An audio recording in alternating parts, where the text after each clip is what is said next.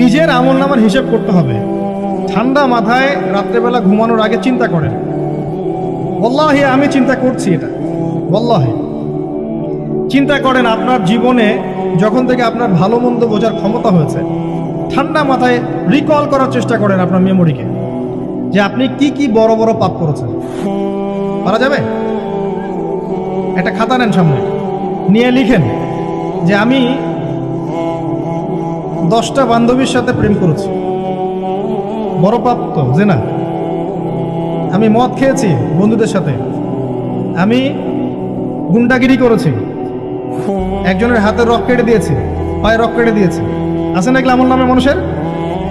আমি রিলিফের মাল মেরে খেয়েছি, আমি বোনের সম্পত্তি অধিকার দেইনি, পিতা মাতাকে আমি বৃদ্ধাশ্রমে পাঠিয়েছি, আমি এটা করেছি ওটা করেছি, হিসাব করা যাবে না? এগুলো তো করেছি আর করি নাই। আমি নামাজ পড়ি নাই এতদিন, এত ওয়াক্ত, আমি যাকাত দেই নাই, আমি রোজা রাখি নাই, পারা যাবে না? আমরা না করলে কি হবে? লেখা আছে না, দেখানো হবে না? সে ব্যক্তি বুদ্ধিমান যে নিজের হিসাব নিজে নিয়ে নিল দুনিয়ায়। এই জায়গায় আসেন, নিজের হিসাব নিজে নিয়ে নেন দুনিয়ায়। এবার আপনি দেখবেন যে আপনার আমার পাপগুলো দুই ভাগে বিভক্ত। একটা হচ্ছে আল্লাহর সাথে জড়িত, আর একটা মানুষের সাথে জড়িত। আল্লাহর সাথে যেগুলো জড়িত, ইনশাআল্লাহ 2 রাকাত নামাজ, অনলি 2 রাকাত নামাজ, ওযু করে এসে মুখলেস ভাবে আদায় করে চোখের পানি ফেলে দিয়ে শেষ রাতে আল্লাহকে বলা, আল্লাহ আমি এই পাপ করেছি, আল্লাহ আমাকে মাফ করুন। আল্লাহ রাব্বুল আলামিনের জন্য এটা মুহূর্তের ব্যাপার, আপনার সমস্ত পাপকে আল্লাহ পাক নেকি দিয়ে পরিবর্তন করে দিবেন ইনশাআল্লাহ। সূরা ফুরকানের শেষের দিকে আছে, ইল্লা মান তাবা ওয়া আমানা ওয়া আমিলা আমালান সালিহান ফাউলাইকা ইউবাদদিলুল্লাহু সাইয়্যাতিহিম হাসানাত। যারা তওবা করবে, ঈমান নিয়ে আসবে এবং আমলে সালেহ করবে, আমি আল্লাহ তাদের সমস্ত গুনাহগুলোকে নেকি দিয়ে পরিবর্তন করে দিব ইনশাআল্লাহ। আর এক শ্রেণীর পাপ পাবেন, সেটা হলো বান্দার সাথে জড়িত। এটা আল্লাহর কাছে মাফ চেয়ে লাভ নাই। আমাকে এসে বলতে হবে, ভাই আপনাকে গালি দিয়েছি, মাফ করে দেন। আমার আপনার কাছে গিয়ে বলতে হবে, ভাই আপনার গীবত করেছি, আমাকে মাফ করে দেন। আপনি আরেক ভাইয়ের কাছে গিয়ে বলবেন, ভাই আপনার টাকা আমি মেরে খেয়েছিলাম, টাকা নেন, শোধ করে নেন। প্রতিবেশীকে বলতে হবে, ভাই জমি নিয়ে নেন, জমি আমি মেরে খেয়েছিলাম। জনগণের সামনে এসে বলতে হবে, এই যে চালের বস্তা তোমাদের ছিল, আমি মেরে খেয়েছি, নিয়ে নাও। এত সহজ না। না হলে এগুলো কিয়ামতের মাঠে জমা থাকবে এবং পুলসিরাতে তারা দাঁড়িয়ে থাকবে। যখন আপনি আমি অনেক নেকি নিয়ে উঠবো, আল্লাহ পাক বলবেন, নেকি দিয়ে দাও। কেন দিব? কারণ অমুককে গালি দিয়েছো, অমুকের টাকা নিয়েছো, ফেরত দাওনি, অমুকের কাছ থেকে অমুককে অপবাদ দিয়েছো, অমুকের সম্পত্তি মেরে খেয়েছো, অমুকের জমি মেরে খেয়েছো, ইত্যাদি ইত্যাদি। এখন তোমার নেকি দিয়ে ওদেরকে শোধ করো। তোমার আমল নামা থেকে নেকি সব চলে যাবে, আর ওর আমল নামা থেকে গুনাহ আপনার আমল নামায় চলে আসবে। বলেন নাউযুবিল্লাহ। আল্লাহ পাক পরকালে আমাদেরকে যেন বান্দার সাথে জড়িত হক নিয়ে না ওঠান, আমিন। একটা দোয়া করতে পারেন, আল্লাহুম্মা কফিনি বিহালালিকা আন হারামিক ওয়া আগনিনি বিফদলিকা আম্মান সিওয়াক। আশা করা যায় আল্লাহ পাক আপনার দুনিয়ার ঋণ দুনিয়ায় শোধ করে দিবেন ইনশাআল্লাহ। কি দোয়া বললাম? আল্লাহুম্মা কফিনি বিহালালিকা আন হারামিক ওয়া আগনিনি বিফদলিকা আম্মান সিওয়াক। হিসনুল মুসলিম বইটা পড়েন, পাবেন ইনশাআল্লাহ। তো যেটা বলছিলাম প্রিয় ভাইয়েরা, সামনের সিজন আছে, আমল নামা হিসাব করে নেন, রমাদান মাসটাকে কাজে লাগান। নবী সাল্লাল্লাহু আলাইহি ওয়াসাল্লাম বলেছেন, সেই ব্যক্তির জন্য ধ্বংস যে রমজান মাসকে পেল, রমজানকে পেয়েও তার গুনাহ মাফ করাতে পারলো না। নবীর নাম শুনে আমরা কেউ দূর পড়লাম না।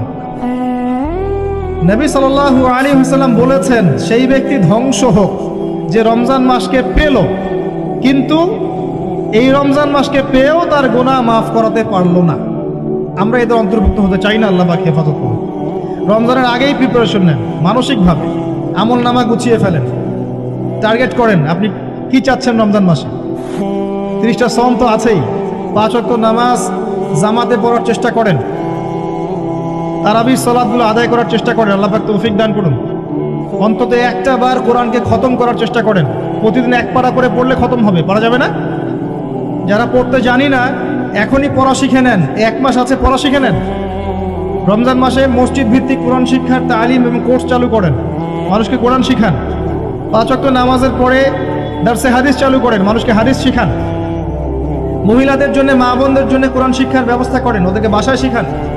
রমজান মাসে বাজারে বেশি যাবেন না, বেশি আড্ডাবাজি করতে বসবেন না, 3-4 জন মিলে এক জায়গায় আড্ডা মারতে বসবেন না, দিনই আলোচনা ছাড়া। বসলেই গীবত হবে, রোজা নষ্ট হয়ে যাবে। মানুষের সাথে কম মিশেন রমজান মাসে। যত বেশি মানুষের সাথে মিশবেন তত বেশি গীবত তহমত করতে হবে, তত বেশি অন্যের সমালোচনা লিখতে হবে। আলাইকুম আনফুসাকুম ভুলে যাবেন, মানুষকে নিয়ে ব্যস্ত হয়ে থাকবেন এবং অন্তরের নূর নষ্ট হয়ে যাবে, মানুষের সাথে জড়িত পাপ কাঁধে চলে আসবে। কম মিশেন আল্লাহর ওয়াস্তে, রমজান মাসে কম মিশেন, কম বাজারে যান। বাজারে যায়েন না, গেলে দ্রুত চলে আসেন। যদি প্রয়োজনে যেতেই হয় দ্রুত চলে আসেন। চেষ্টা করেন মাসের বাজার আগেই করে রাখতে, ঈদের বাজার আগে করে রাখতে। এই শেষের দশক, স্পেশালি লাইলাতুল কদর যেখানে থাকে, এই দশক মানুষ বাজারে কাটায়। বাঙালি মুসলিম এই দশকটা বাজারে কাটায়, ইল্লা মাশা আল্লাহ। আর মা বোনদের তো খবর নাই, এরা তো মার্কেটেই বেশি ঘুরে বেড়াবে দেখবে। আর এত বেশি ইফতারের আইটেম করতে যায় না যে এই খাওয়ার পিছনে আপনার সময় চলে যায়। যদি সারাদিন রোজা রাখার পরে 10টা আইটেম নিয়ে বসে ইফতার করতে, আসলে রোজা আমাকে আত্মশুদ্ধি শেখাইলো না। সেহরিতে যদি 20টা আইটেম থাকে, মনে হয় এটা আমার জীবনের শেষ খাওয়ার, খাইতে পারবো না, তাহলে সমস্যা। এই রোজা আমার কোনো আত্মশুদ্ধি করবে না। কথাগুলো খারাপ লাগতে পারে কিন্তু বাস্তব। আপনি রমজান মাসকে ফিকির করেন, রমজানের ফিকির করেন। এই রমজান মাসে জাকাতগুলো দিয়ে দেন। জাকাত দিবেন না, এলাকার না, দেশের অর্থনীতি সমৃদ্ধ হবে না। জাকাত, শুধু জাকাত দেন, অনলি জাকাত।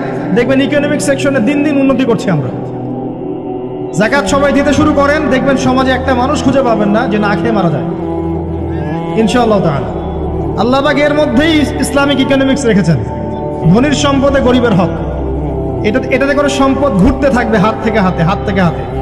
এতে করে সবাই খেয়ে পরে বাঁচবে। যখন আপনি সুদে যাবেন তখন এক শ্রেণীর মানুষ খাবে, আর এক শ্রেণীর মানুষ দরিদ্রতার অতলতলে চলে যাবে। এটা বাস্তবতা। এটা দেশের ক্ষেত্রে না, বিশ্বের ক্ষেত্রেও দেখবেন বিশ্বের একটা শ্রেণী দিন দিন ধনী হচ্ছে, আর একটা শ্রেণী দিন দিন গরিব হচ্ছে। কারণ কি জানেন? রিবা, সুদ। রমজানের এই ফিকিরগুলো করেন। আল্লাহ পাক তৌফিক দান করুন যেন এই রমজানে আমরা আমাদের সমস্ত গুনাহগুলোকে মাফ করিয়ে নিতে পারি, আমিন। এবং বেশি বেশি সামর্থ্য থাকলে দিনের দাওয়াতি কাজ করেন রমজান মাসে, মানুষকে আল্লাহর দিকে ডাকেন। আইওয়াশ করতে যায় না, শোডাউন করেন না, ভিতরে ভিতরে দাওয়াতি কাজ করেন দিনের জন্য, ইসলামের জন্য। আল্লাহর জমিন, আল্লাহর দিনটা যেন প্রতিষ্ঠিত হয়। এবং এতিমের ভরণ পোষণের দায়িত্ব নেন, বিধবার খোঁজ খবর নেন, অসহায় যারা বৃদ্ধ বৃদ্ধা আছে এদের পাশে দাঁড়ান, সাদাকাতুল ফিতরগুলো দিয়ে দেন। রমজান মাসে সবাই সাম্যের হাত বাড়ান, আল্লাহর ওয়াস্তে রমজানটাকে কাজে লাগান। কে জানে এরপরে রমজান নাও পেতে পারেন। আর বিশ্বে যা শুরু হয়েছে, কোন দিন যে বিশ্ব পারমাণবিক বোমার মধ্যে চলে যায় আল্লাহ ভালো জানেন, আল্লাহ ভালো জানেন। এটা সম্ভাবনা নাই এমন নয়, সমূহ সম্ভাবনা আছে, সমূহ সম্ভাবনা। দেখতে থাকেন কি হতে থাকে ফিউচার। এবার আসেন, আমি যে কথাগুলো বলছিলাম, জ্ঞান অর্জনের পরে আমল, এরপরে হচ্ছে আপনার আত্মশুদ্ধি। আত্মশুদ্ধির কয়েকটা মাধ্যম আমি বলে দেই। বেশি বেশি কোরআন তেলাওয়াত, বেশি বেশি আল্লাহর জিকির, বেশি বেশি মৌতের স্মরণ, বেশি বেশি পরকালের ফিকির করা যাবে ইনশাআল্লাহ। এবং কম কম কথা বলা, কম কম খাওয়া, কম কম ঘুমানো, কম কম মানুষের সাথে মেশা করা যাবে। এগুলো আত্মশুদ্ধির জন্য দরকার আছে। এবং আত্মশুদ্ধিওয়ালা মানুষদের সহবতে গিয়ে থাকা পারা যায়। আল্লাহ পাক তৌফিক দান করুন। এরপরে আসবেন বেসিক কাজে। আপনার ইকোনমি হালাল কিনা দেখেন। হারাম রিজিককে ঘরে ঢুকতে দিয়েন না, সুদকে ঢুকতে দিয়েন না। আল্লাহর রাস্তায় হাত জোর করে অনুরোধ করছি, সুদকে ঢুকতে দিয়েন না, ছেড়ে দেন। আল্লাহ আপনার রিজিকের দায়িত্ব নেবেন। ওয়ারযুকুহু মিন হাইসু লা ইয়াহতাসিব, এমন উৎস থেকে আল্লাহ আপনাকে রিজিক দিবেন আপনি কল্পনা করতে পারবেন না। আপনি মনে করেন না রিজিকের মালিক আপনি নিজেই, সুদ না খেলে আপনি রিজিক পাবেন না, এমনটা ভাবেন না। এটা ভাবার নাম হলো শিরক। এটা শোনেন, যখন আপনি মনে করছেন যে এটা ছাড়তে আমি পারবো না, যদি আমি ছেড়ে দেই আমার পরিবার চলবে না, আমি চলতে পারবো না, মানে আপনি মনে করছেন রিজিকের মালিক আপনি নিজেই। এটা শিরক। আল্লাহর উপর তাওয়াক্কুল করে ছেড়ে দিতে পারলে দেখবেন আল্লাহ আপনাকে বেহিসাব রিজিক দেবেন ইনশাআল্লাহ। এটা আপনি কল্পনা করতে পারবেন না। মিন হাইসু লা ইয়াহতাসিব, আপনার কল্পনার বাহির থেকে আল্লাহ আপনার রিজিক দিবেন ইনশাআল্লাহ। আপনি কল্পনা করতে পারলে আয়াতটা ঠিক হবে না, আপনার কল্পনার বাহির থেকে রিজিক আসবে ইনশাআল্লাহ। এবং এটা হচ্ছে, দিন দিন বহু মানুষ সুদ ছেড়ে দিচ্ছে আলহামদুলিল্লাহ, এবং হালাল ব্যবসা করছে, হালাল কিছু করার চেষ্টা করছে। আল্লাহ পাক ওদেরকে না খাইয়ে রাখেন নাই, বরং সুদখোরদের চেয়ে ভালো রেখেছেন আলহামদুলিল্লাহ। চেষ্টা করেন এরপরে বেসিক পরিবারের আদর্শ ঠিক করার জন্য। পরিবারে কালিমা থাকবে, কি থাকবে? লা ইলাহা ইল্লাল্লাহ, তাওহীদ থাকবে। পরিবারের সুন্নত থাকবে, পরিবারে তালিম থাকবে, পরিবারের মধ্যে পর্দা থাকবে। এবং এগুলো বাস্তবায়নের চেষ্টা আমরা করব। যদি এরপরে পরিবারবর্গ না শোনে, আপনি আসহাবুল কাহফ হয়ে যান। কথা বোঝা যায়? যদি বলতে বলতে বুঝাতে বুঝাতে দাওয়াত দিতে দিতে আপনি ক্লান্ত হয়ে যান, কিছুতেই মানুষ আপনার পরিবারবর্গ কথা না শোনে, সেপারেট পরিবার গঠন করেন, আলাদা পরিবার করুন, একা থাকেন, সুসম্পর্ক বজায় রাখেন, যার যার হক তাকে তাকে দিয়ে দেন, কিন্তু আপনি আলাদা পরিবার গঠন করেন, নিজে একা থাকেন। আমরা অনেকে মনে করি যে আলাদা হয়ে যাওয়াটা খারাপ। আত্মীয়তার সম্পর্ক বজায় রেখে আলাদা ইসলামিক পরিবার গড়া সুন্নত। কথা কি বোঝাতে পারছি না? আত্মীয়তার সম্পর্ক বজায় থাকবে, যার যার হক তাকে তাকে আপনি দিবেন, দিয়ে আপনি স্বতন্ত্র আদর্শ ইসলামিক পরিবার গড়বেন, এটা সুন্নত। কারণ একটা বড় পরিবার যেখানে আপনি দিন পালন করতে পারছেন না, পর্দা নাই, হালাল রিজিক নাই, আপনার আত্মনির্ভরশীলতা নাই, আপনার মতামতের কোনো মূল্য নাই, ইসলাম আপনি পালন করতে চান, বাধা দেওয়া হয়, আপনি আলাদা হয়ে যান, আলাদা স্বতন্ত্র পরিবার গঠন করেন দিনের জন্য, এবং আদর্শ স্ত্রীকে বিয়ে করেন, আদর্শ সন্তান মানুষ করেন। দেখবেন আগামীতে ইনশাল্লাহ পরিবারটা ভালো ফলাফল বয়ে আনবে ইনশাল্লাহ। কিছু করার নাই, ইসলামের জন্য আমাকে স্বার্থপর হতে হবে। ইসলামের জন্য স্বার্থপরতার সুযোগ আছে।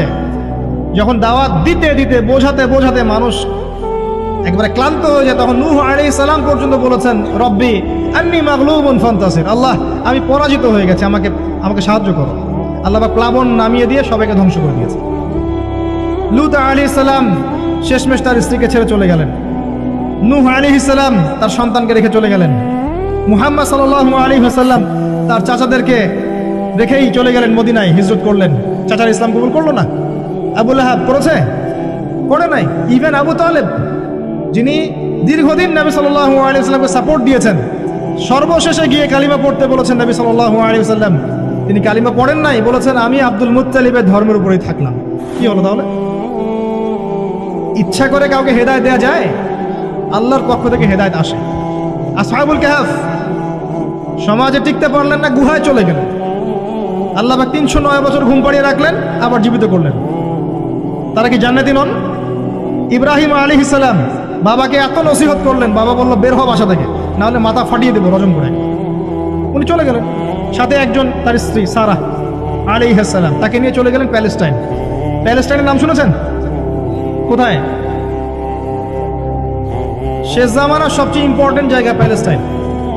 মনে রাখবেন, শেষ জামানায় যত কিছু ঘটছে এর কেন্দ্র হচ্ছে ফিলিস্তিন এবং জেরুজালেম। ওই জায়গাটার জন্য এত কিছু, বিশ্বে যা কিছু দেখছেন ওই জায়গার জন্য এত কিছু। কিছু মানুষ চায় ওখান থেকে বিশ্ব শাসন করতে, এবং তারা সেটা করবেও। এটা একটা সাময়িক সময়ের জন্য। তারপরে ইনশাআল্লাহ তাআলা মুসলিমরা ওদের গর্দান উড়িয়ে দিবে ইনশাআল্লাহ। এবং ঈসা আলাইহিস সালাম সেখান থেকে ইসলামী খেলাফা আবারও বাস্তবায়ন করবেন ইনশাআল্লাহ তাআলা। আসেন, এই বেসিক কাজগুলো করেন প্রিয় ভাইরা। আর আল্লাহ পাক আমাদেরকে কিছু প্রতিভা দিয়েছেন, কাউকে জান, কাউকে মাল, কাউকে লিখার ক্ষমতা, কাউকে বলার ক্ষমতা। আল্লাহ পাক যাকে যে প্রতিভা দিয়েছেন, এই প্রতিভাটাকে আপনি দিনের কল্যাণে ব্যয় করেন। যদি একটা মসজিদ করতে পারেন করেন, একটা মাদ্রাসা করতে পারেন করেন, একটা শিক্ষা প্রজেক্ট করতে পারেন করেন, একটা ইসলামিক এনজিও করতে চান করেন, এতিমদের দায়িত্ব নেন, কোনো প্রজেক্ট করেন, মানবতার সেবামূলক কোনো কাজ করেন, পলিটিক্সের থেকে ভালো কিছু করতে চান করেন, পলিটিক্সের থেকে যদি ভালো কিছু করতে পারেন সেটাও করেন। মানে আপনি যেখানে আছেন সেখান থেকে দিনের জন্য কিছু করেন, পারবেন না? একজন মানুষ ধরেন একটা এলাকার রাজনৈতিক নেতা, তার পক্ষে কি পসিবল না ইসলামের জন্য কাজ করা, মানুষের ভালো করা সম্ভব না? পসিবল, এবং অনেক ক্ষেত্রে আমার চেয়ে বেশি পসিবল। একজন আলেম, তার জন্য কি এইসব মঞ্চে বসে দিনের কথা বলা সম্ভব না? মানুষকে দিনের পথে ডাকা সম্ভব না? একজন মসজিদের মুতাওয়াল্লি, তার জন্য কি মসজিদটা আবাদ করা সম্ভব না? একটা মাদ্রাসার প্রতিষ্ঠাতা, তার জন্য কি মাদ্রাসা আবাদ করা সম্ভব না? আমাদের প্রত্যেককে আল্লাহ পাক কিছু না কিছু সুযোগ দিয়েছেন। ওগুলোকে ফাইন্ড আউট করে আল্লাহর ওয়াস্তে যে কয়দিন বেঁচে থাকবো দিনের জন্য কিছু করে কবরে যাই, ইনশাল্লাহ জান্নাত পাওয়া যাবে। এগুলো বাস্তব কথা, প্র্যাকটিক্যাল কথা। আর একটা কথা মনে রাখবেন, আল্লাহ পাক বলেছেন নাসুল্লাহ ফানাসিয়াহুম, যারা আল্লাহকে ভুলে যাবে আল্লাহ ওদেরকে ভুলে যাবেন। যারা আল্লাহকে ভুলে যায় আল্লাহ তাদেরকে ভুলে যান। ইন্নাল্লাহা লা ইউগাইয়িরু মা বিকওমিন হাত্তা ইউগাইয়িরু মা বিআনফুসিহিম। একটা কওম যতক্ষণ তার অবস্থা পরিবর্তনের চেষ্টা করে না, আল্লাহ পাক ওই কওমের অবস্থা পরিবর্তন করেন না। ইন তানসুরুল্লাহ ইয়ানসুরকুম ওয়া ইউসাব্বিত আকদামাকুম, তোমরা যদি আল্লাহর দ্বীনকে সাহায্য করো তবেই আল্লাহ তোমাদেরকে সাহায্য করবে, তোমাদের পদযুগল দৃঢ় রাখবে। আমি আবার বলছি, শোনেন, তোমরা যদি আল্লাহর দ্বীনকে সাহায্য করো তবেই আল্লাহ তোমাদেরকে সাহায্য করবে। এমনি এমনি সাহায্য আসবে না, আসবে না, কখনোই না।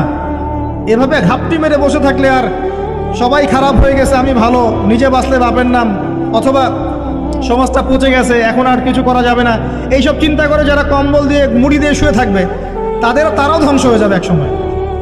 ধ্বংস হওয়ার সময় ওরাও বাদ থাকবে না, ওরাও ধ্বংস হয়ে যাবে। তো আল্লাহর দ্বীনকে সাহায্য করেন যার যতটুকু ক্ষমতা আছে, প্রতিভা আছে, আল্লাহ পাক সামর্থ্য দিয়েছেন।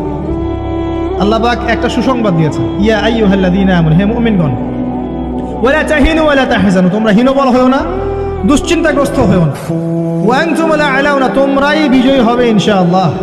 ইন কুনতুম মুমিনিন, যদি প্রকৃত অর্থে তোমরা মুমিন হয়ে থাকো, যদি তোমরা প্রকৃত অর্থে মুমিন হয়ে থাকো তোমরাই বিজয়ী হবে ইনশাআল্লাহ। হীনবল হয়ো না, দুশ্চিন্তাগ্রস্ত হয়ো না। আল্লাহ পাক আরো আয়াতে বলেছেন, তোমরা কি ভেবেছো এমনি এমনি জান্নাতে চলে যাবে? যতক্ষণ না আল্লাহ পাক তোমাদেরকে পরীক্ষা করছেন, যতক্ষণ না আল্লাহ পাক দেখে নিচ্ছেন কে তোমাদের মধ্যে সবর করনেওয়ালা আর প্রচেষ্টা চালানেওয়ালা, তোমরা কি ভেবেছো এমনি এমনি জান্নাতে চলে যাবে?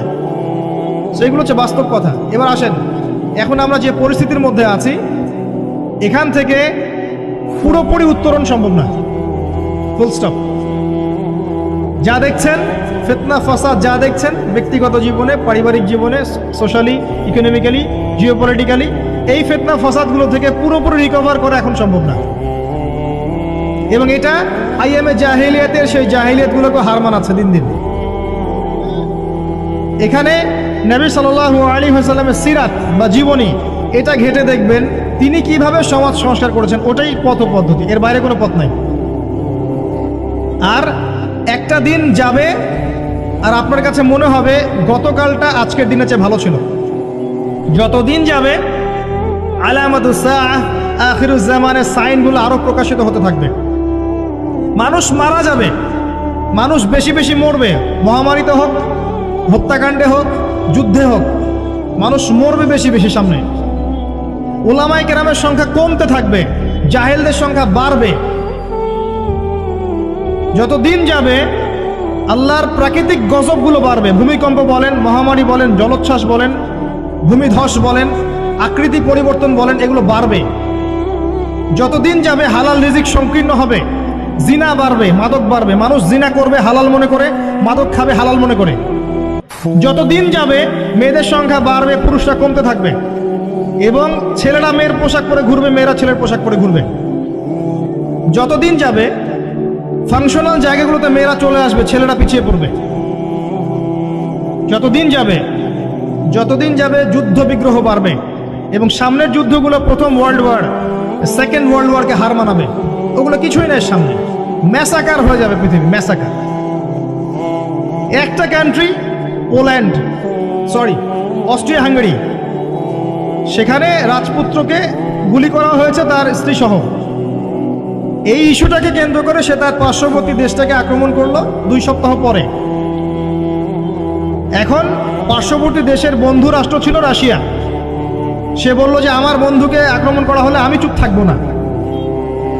আর অস্ট্রিয়া হাঙ্গেরি বলল আমি আমার বন্ধুকে ডেকে নিয়ে আসছি। তাহলে কে তোমার বন্ধু? জার্মানি। জার্মানিকে ডেকে আনা হলো, জার্মানি যুদ্ধে ঝাঁপিয়ে পড়লো অস্ট্রিয়া হাঙ্গেরির জন্য।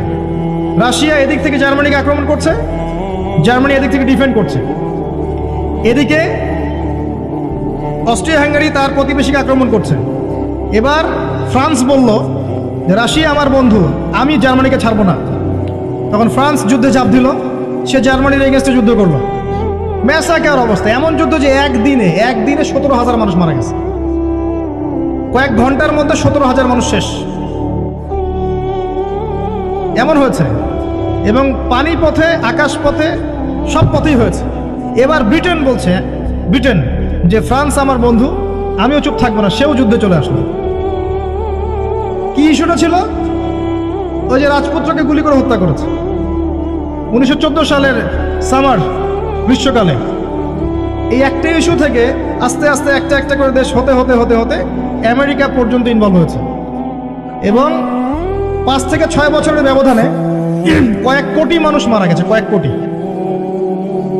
এগুলো হিস্ট্রি পড়েন। সামান্য ইস্যু নিয়ে বিশ্বে কি হতে পারে আপনার কল্পনাও নাই। সিরিয়ার ইস্যুটা দেখবেন, সামান্য ইস্যু ছিল, আস্তে আস্তে আস্তে আস্তে 10টা 12টা 15টা রাষ্ট্র ইনভলভ হয়ে গেল, মানুষ মরে শেষ, রেফিউজি, ম্যাসাকার অবস্থা। বিশ্ব এদিকে যাচ্ছে আস্তে আস্তে। চিরদিন এমন অবস্থা থাকবে না। নিজের আখের গোছান, নিজের আকীদা ঠিক করেন, আমল ঠিক করেন, পরকালের প্রস্তুতি নেন, হিসেব কিতাব চুকিয়ে দেন, হালাল খান, পরিবার গঠন করেন, পর্দা কায়েম করেন, দিনের জন্য কিছু করেন। সময় নাই হাতে আমাদের। ব্যক্তিগত কাজগুলো বেশি বেশি করে করেন, ওই দিকে দেখার সময় নাই। ওগুলো দেখে আপনি কিছু করতে পারবেন না, কারণ হাত বন্ধ, কিছু করার নাই। অতএব ওইসব বড় বড় ফিকির করে এখন আপনার লাভ নাই। ওটা যাদের করা তারা করবে, যাদের ওইসব ক্ষমতা আছে ওরা করবে, আমি করতে পারবো না। কিন্তু পরিস্থিতি বুঝতে পারছি যে পরিস্থিতি ভালো না, নিজের পরকালের ফিকির করে। যতদিন যাবে এগুলো বাড়বে, এবং মানুষের মধ্যে নৈতিকতা কমবে, পারস্পরিক হৃদ্যতা, ভালোবাসা কমে যাবে। বাপকে হত্যা করবে সন্তান, মাকে হত্যা করবে সন্তান, পিতা মাতার সাথে দাস দাসীর মতো আচরণ করা হবে। দেখবেন কয়দিন পর জেনা এমনভাবে বাড়ছে যে মানুষ মেয়েদের দিকে আকর্ষণ হারিয়ে ফেলে ছেলেদের সাথে জেনা করা শুরু করবে। নাউজুবিল্লাহ পড়ছেন? এটা বাড়ছে দিন দিন। এটাকে বলে হোমোসেক্সুয়ালিটি বা সমকামিতা, দিন দিন বাড়ছে। এরপরে দেখবেন বাচ্চাদেরকে ধর্ষণ করা হবে, এটাও দিন দিন বাড়ছে এখন। এরপর মানুষ কি করবে জানেন? গবাদি পশুর সাথে জেনা করবে। দেখে নিয়েন, এই কথাও ফলবে ইনশাআল্লাহ। আর ইকোনমিক সেকশনে তো অনেক আগে বলেছিলাম, আপনার টাকার মান কমবে, সম্পত্তি লস হবে, দিন দিন দিন দিন এদিকে ওয়ার্ল্ড যাবে। কি করবেন? ওই যে কাজগুলো বলেছি, বেসিক কাজগুলো ঠিক করেন। আল্লাহর ওয়াস্তে প্রথমে তওবা করে আল্লাহর দিকে ফিরে আসেন, আকীদা ঠিক করেন, আমল বেশি বেশি করার চেষ্টা করেন, সুন্নাহ মাফিক জীবনযাপন করেন, আল্লাহর ওয়াস্তে হালাল খান, হারামে যায় না। পারিবারিক আদর্শ সুন্দর করার চেষ্টা করেন, যদি কথা না শুনে একক পরিবার গড়ে তোলেন, সন্তান সন্ততিকে মানুষ করেন, আপনার জানমাল যা আছে এটা দিয়ে দিনের কোনো খেদমত করেন, চেষ্টা করেন দিনের কোনো কল্যাণ করার জন্য, যেটাকে নিয়ে আপনি আল্লাহর সামনে দাঁড়াবেন, আল্লাহ আমি মাজুর ছিলাম, এতটুকু করে তোমার কাছে এসেছি, আমাকে মাফ করে দাও। এর বেশি কিছু আমার বলারও নাই, আসলে আমাদের করারও আছে বলে আমার মনে হয়। আল্লাহ পাক আমাদের সবাইকে কথাগুলো বোঝার তৌফিক দান করুন, এবং আমাদের সবাইকে আল্লাহ পাক আকীদা সংস্কার করার তৌফিক দান করুন, বেশি বেশি নেক আমল করার আল্লাহ পাক তৌফিক ইনায়াত করুন। আল্লাহ পাক আমাদের সবাইকে হালাল রিজিকের ব্যবস্থা করে দিন। আল্লাহ পাক আমাদের সবাইকে আদর্শ পরিবার গড়ার তৌফিক দান করুন। আল্লাহ রাব্বুল আলামিন আমাদের যে যেখানে আছে সেখান থেকে দিনের খেদমত করার তৌফিক দান করুন। দুনিয়ার এই শেষ জামানার ফিতনা ফাসাদগুলো থেকে আল্লাহ পাক আমাদেরকে বাঁচিয়ে রাখুন, এবং বেঁচে থাকার জন্য আমাদের মনোবল তৈরি করুন, মানসিকতা তৈরি করুন। মুসলিমদের মাঝে আল্লাহ পাক ঐক্য দান করুন, ওলামায়ে কেরামের মাঝে আল্লাহ পাক ঐক্য দান করুন। আমাদের পলিটিক্যাল নেতাদেরকে আল্লাহ পাক হেদায়েত করুন। আল্লাহ পাক তাদের মধ্য থেকে ওমর, হামজার মতো, সাহাবীর মতো মানুষকে বের করুন। আল্লাহ পাক প্রশাসনকে হেদায়েত করুন, তাদেরকে আল্লাহ পাক ইসলামের পক্ষে কাজ করার তৌফিক দান করুন। আল্লাহ রাব্বুল আলামিন আমাদের মধ্যে যারা মারা গেছে আল্লাহ পাক সবাইকে মাফ করে দিন, যারা অসুস্থ আছে সবাইকে আল্লাহ পাক শেফায়ে কামেলা দান করুন। আমাদের পরবর্তী প্রজন্মটাকে আল্লাহ পাক ইসলামের জন্য কবুল করুন, আমিন। এই বলে আমি আমার সংক্ষিপ্ত আলোচনা শেষ করছি। আকুলু কওলি হাযা আস্তাগফিরুল্লাহ লি ওয়া লাকুম ওয়া লিসাইরিল মুসলিমিন। বারাকাল্লাহু লানা ওয়া লাকুম বিল আয়াতিল হাকীম। ইন্নাহু তাআলা জাওয়াদুন কারীমুন রাউফুর রহিম। সবাই দোয়া পড়ি, সুবহানাকা আল্লাহুম্মা ওয়া বিহামদিক আশহাদু আল লা ইলাহা ইল্লা আনতা আস্তাগফিরুকা ওয়া আতুবু ইলাইক। আসসালামু আলাইকুম ওয়া রাহমাতুল্লাহি ওয়া বারাকাতুহু।